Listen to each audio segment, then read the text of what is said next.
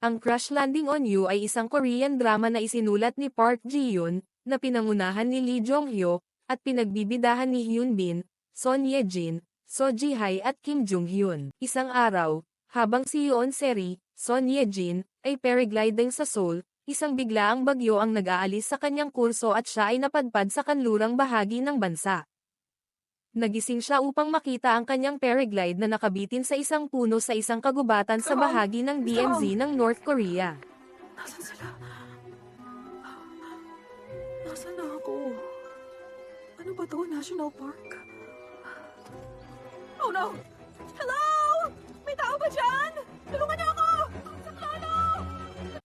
Doon niya nakilala si Ri Jong-hyuk, Hyun Bin, na sa kalaunan ay nagbigay sa kanya ng kanlungan at bumuo ng mga plano upang matulungan siyang bumalik sa South Korea ng palihim.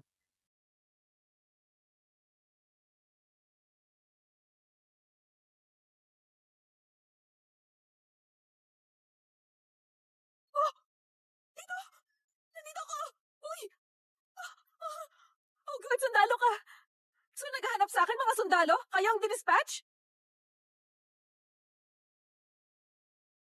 Nga kanina pa eh. Kaso nga hindi pwede. Tingnan mo naman ang taas ang babagsak ka. Isa pa. Wala na talaga akong energy. Meron pa pala. Baba na ako. Eto na. Inaalis ko na itong bako.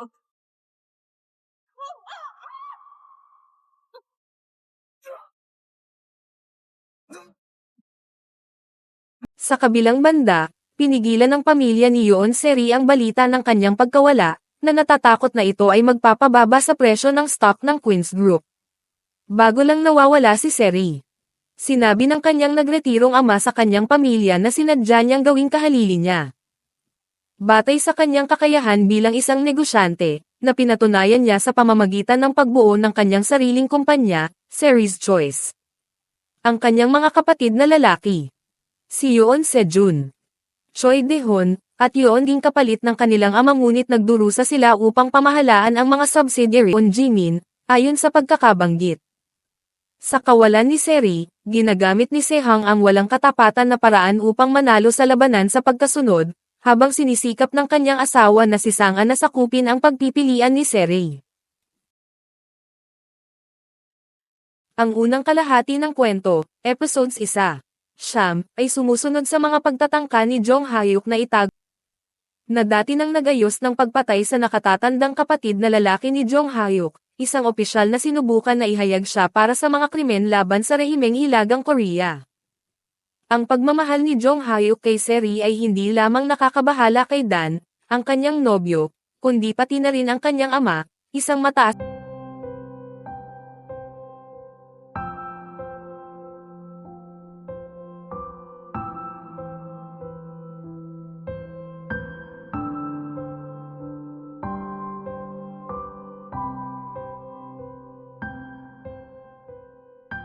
sa ikalawang kalahati ng kwento, episode 10. 16, bumalik si Se-ri sa Timog Korea at muling pinamunuan ang kanyang kumpanya, na ikinagulat ang kanyang pamilya at iba pa na akala niya ay patay na. Si Chol-gang ay nahatulan at sinentensyahan ng pagkabilanggo sa buhay, ngunit tumakas mula sa kustodiya at protektahan si Se-ri mula kay Chol-gang. Sinusundan ng kanyang mga katulong, na ipinadala sa Seoul ng kanyang ama upang kunin siya.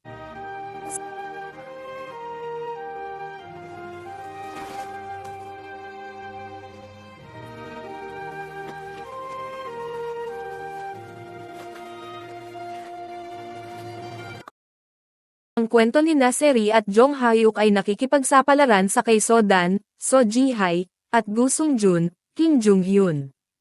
Si Dan ay sopistikadong anak na babae ng isang mayayamang hilaga. May-ari ng Korean department store. Siya ay nag-aaral ng cello sa Russia sa loob ng ilang taon, ngunit bumalik upang magpakasal kay Jong-hyuk. Na siya ay nakasal sa pamamagitan ng isang ayos na kasal kahit na ilang beses lamang silang nagkakilala. Habang nagbabalik siya sa Pyongyang, higit sa isang beses na nakatagpo mga koruptong opisyal ng Hilagang Korea, upang makatakas sa paghahanap ni Se-hang, na sa ilalim ng hindi mahusay na pag-aalaga ay nakakuha siya ng malaking halaga ng mga pondo.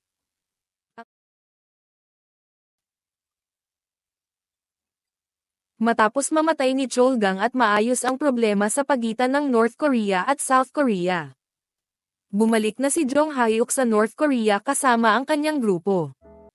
At ito na nga ang nangyari. Lagi na lang ganito. Lahat okay except yung landing ko.